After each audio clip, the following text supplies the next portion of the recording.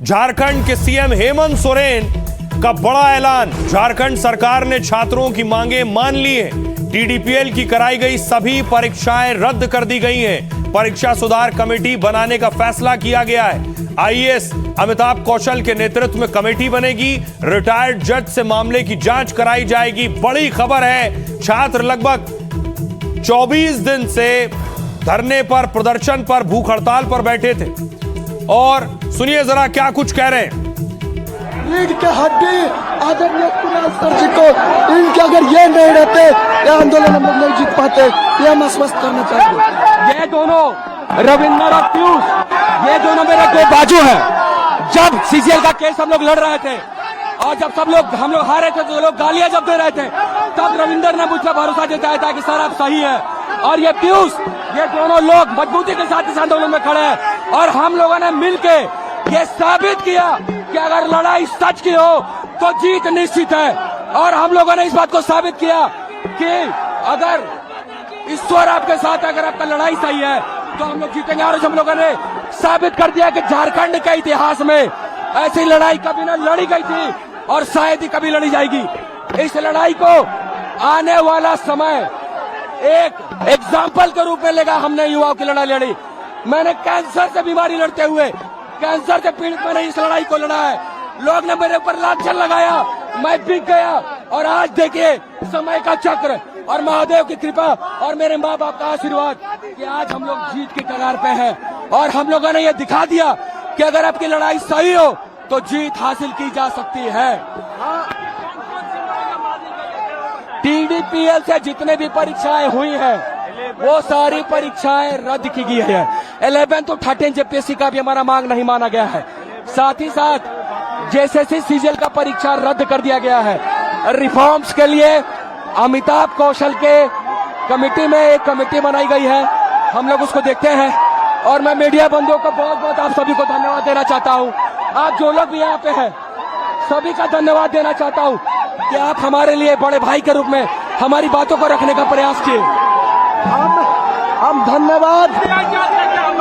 CBI जांच अभी नहीं मानी गई है, नहीं मिला है। जब तक सीबीआई जांच नहीं मान, इनसे चार हम सिर्फ किसान पृष्ठभूमि से आते हैं, मजदूर पृष्ठभूमि से आते हैं, लेकिन इस सरकार ने 3 से 4 साल की हमारी मेहनत को करते हुए और इस भीड़ के आगे उपद्रव जो जितना बाकी है हम धन्यवाद देना चाहेंगे। वैसे तमाम सामाजिक व्यक्ति को, वैसे तमाम आम आवाम को जो प्रत्यक्ष और अप्रत्यक्ष रूप से हम सभी छात्रों को साथ देने का काम किए, हम धन्यवाद देना चाहेंगे। वैसे तमाम राजनीतिक दल के व्यक्तियों को जिन्होंने प्रत्यक्ष और अप्रत्यक्ष रूप से इस मंच को अपना नैतिक समर्थन दिए, फिर चाहे वो सत्ता पक्ष के कोई राजनेता हो, फिर चाहे वो विपक्ष के कोई राजनेता हो, हम सबका धन्यवाद देना चाहेंगे।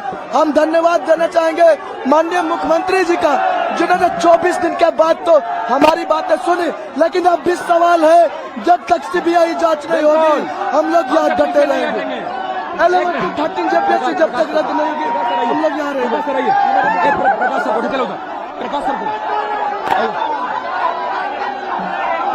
ये प्रकाश सर है जिन्होंने पूरा डॉक्यूमेंट लगे हैं, लेकिन मत कीजिए आप सरकार, आप हम लोग को नियुक्ति दिए थे, आप ही का मत कीजिए। सीबीआई जांच कीजिए, जहाँ से जो जांच करना है वो जांच कीजिए, लेकिन हम लोग के साथ अन्याय मत कीजिए सर, हम लोग मर जाएंगे। सरकार का काम, सरकार का काम, न्यायालय आप नहीं दे सकते हैं, आप न्याय नहीं कर सकते हैं। आप सरकार को ये कहना चाहते हैं सीबीआई जांच होकर रहेगा यहाँ। व्यवस्था नहीं है, कोई अधिकार नहीं है नौकरी रद्द करने का, नौकरी देने का। सीबीआई का जांच,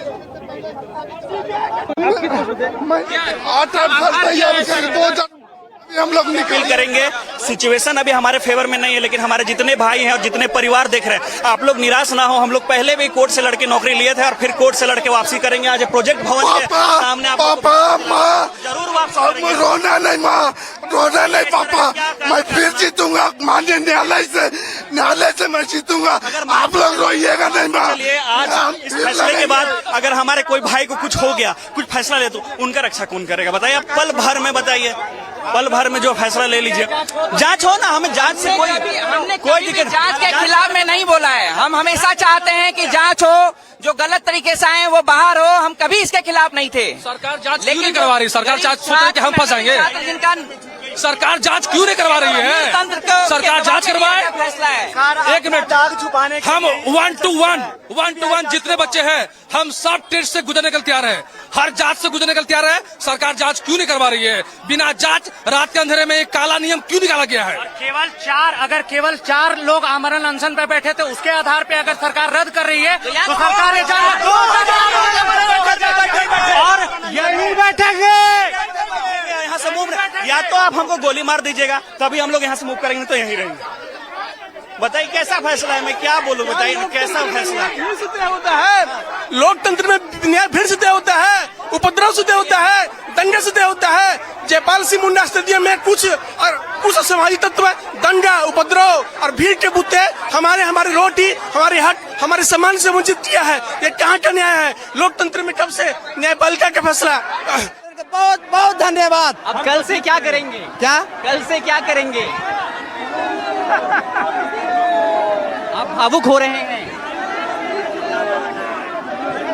देखिए भावुक हो रहे हैं। ये बहुत बड़ी लड़ाई के बाद ये जीत मिली है और वो लड़कियां भी इसमें देखिए शामिल हैं जो प्रदर्शन कर रही थी और भूख हड़ताल पर थी। उनसे ये तस्वीरें आप देखिए,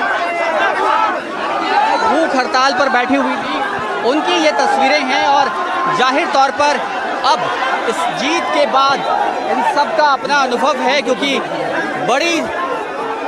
बड़ी लड़ाई इन सब लोगों ने लड़ी। 24 दिनों तक यहाँ पर डटे रहे और उसके बाद आज अंततः जाकर के इन सबको जीत मिली है। तो ये तस्वीरें आप देख पा रहे हैं किस तरह की तस्वीरें हैं यहाँ पर जयपाल सिंह मुंडा स्टेडियम पर।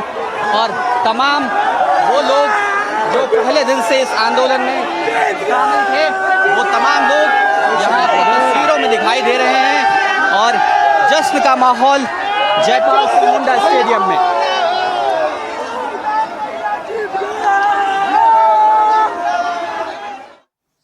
ये बात जांच भी बहुत बारीकी से करते हुए एक एक भ्रष्ट व्यक्ति को दबोचने का काम कर रहे हैं, पकड़ने का काम कर रहे हैं। सरगना के गिरोह के जो असली मगरमच्छ है उनको वहाँ तक पहुँचने का बहुत ज़्यादा प्रयास कर रहे हैं।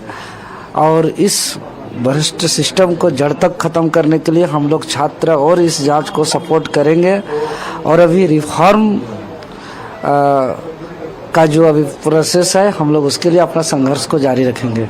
अब जैसे 20 तारीख को जो कार्यक्रम था वो सब देखिए, अगर हमारा 20 तारीख का कार्यक्रम हो या आगे का कार्यक्रम हो या इससे पहले का कार्यक्रम हो, हम लोग अपना डिमांड और मुद्दा को लेकर के आए थे। अगर हमारा मुद्दा ही पूरी हो जाएगी, हमारी डिमांड पूरी हो जाएगी, तो आगे का जितने भी कार्यक्रम है हम लोग आगे का कार्यक्रम क्यों करेंगे। कितना संतुष्ट है अभी तक घोषणा की? अभी हम ऑफिशियल नोटिस का इंतजार में हैं। हम क्या करें कि हम सीबीआई जांच, सीआईडी जांच रद्द बहुत देखा है अपना जीवन में। मेरा कहना है कि हमको ऐसा सिस्टम चाहिए जिसमें सरकार हमको गारंटी दे कि फ्यूचर में कभी और दोबारा पेपर लीक ना हो, धांधली ना हो। ऐसा सिस्टम का गारंटी चाहिए। आप देख रहे हैं कि यही सीजीएल को हम 29 जनवरी 2024 को भी रद्द कराए थे। इससे पहले कई एग्जाम पर सीबीआई सीआईडी जांच कराए, लेकिन इसमें कुछ स्टूडेंट को सिर्फ एक अवसर मिलता है, उसका भी समय वापस नहीं आता है। लेकिन मेरा इच्छा है जो अभी पहला दूसरा क्लास में है, जो अभी 7वां 8वां मैट्रिक इंटर में जो है, वो जो आने वाले समय पे प्रतियोगी परीक्षा का फेस करेंगे, वो कुर्बानी उनको ये कुर्बानी न देना पड़े जो हम लोग को देना पड़ रहा है। मैं नहीं चाहता हूँ कि दूसरा किसी और माँ का बेटा इस तरह का कुर्बानी दे, ये लड़ाई अंतिम हो, मेरा ये इच्छा है।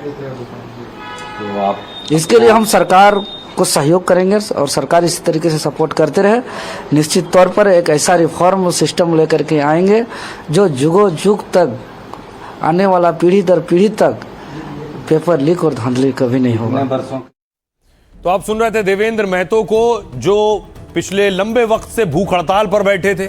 झारखंड सरकार ने सभी मांगे मान ली हैं और टीडीपीएल ने जो परीक्षाएं कराई उसे रद्द कर दी है। तो इसलिए संभव है छात्र अपना आंदोलन खत्म कर दें। आइए बारी है लाइफ का फंडा की। जिंदगी में अगर अहंकार आ गया तो सारी काबिलियत और कामयाबी फीकी पड़ जाएगी। महात्मा बुद्ध की एक कहानी में लाइफ का यह बड़ा फंडा छिपा है। एक शिष्य गौतम बुद्ध के पास ध्यान और ज्ञान की बातें सीखता था। कुछ सालों में उसे लगा कि उसने सारी विद्या हासिल कर ली। घमंड से भरकर उसने गौतम बुद्ध से कहा, गुरुजी, मैं गुरु दक्षिणा देने को तैयार हूं। बुद्ध ने कहा, तुम्हें जो सबसे बेकार चीज लगे वो दे दो। शिष्य बेकार चीज खोजने निकल गया। पहले उसने मिट्टी को हाथ लगाया तो आवाज आई, सारे पेड़ पौधे और फसलें मुझसे पैदा होती हैं और मैं तुम्हें बेकार लगती हूं। अब उसने पत्थर उठाया तो आवाज आई, बड़े बड़े घर, दुकान किससे बनते हैं? मंदिरों में जिस मूर्ति के सामने सिर झुकाते हो वो किससे बनती है? फिर उसने एक पत्ता उठाना चाहा, लेकिन पत्ते ने कहा, मैं खाद और ईंधन बनाने के काम आता हूं। अब शिष्य को एहसास हो गया कि कुदरत की बनाई कोई चीज बेकार नहीं। वो गुरु के पास लौट रहा था, तभी उसे समझ आया कि सबसे बेकार तो अपना अहम यानी अहंकार की भावना है। वो खाली हाथ गुरु के पास लौटा और उनके पैरों पर गिर गया और कहा, गुरुदेव, इस संसार में कुछ भी व्यर्थ नहीं है, केवल मेरा अहंकार ही सबसे बेकार है। उसके आपके चरणों में समर्पित उसे करता हूं। बुद्ध मुस्कुराए और कहा, तुमने दुनिया का सबसे मूल्यवान उपहार दिया है। बुद्ध की इस कहानी में फंडा छिपा है कि जब आप अपने भीतर के घमंड को छोड़ देते हैं तभी हमें सच्चे ज्ञान और शांति मिलती है। तो जहां से जो अच्छा हासिल हो उसे अपनाइए, अपनी जिंदगी में उतारिए। अपना और अपनों का बहुत बहुत ख्याल रखिए। रुकना एक ब्रेक के लिए।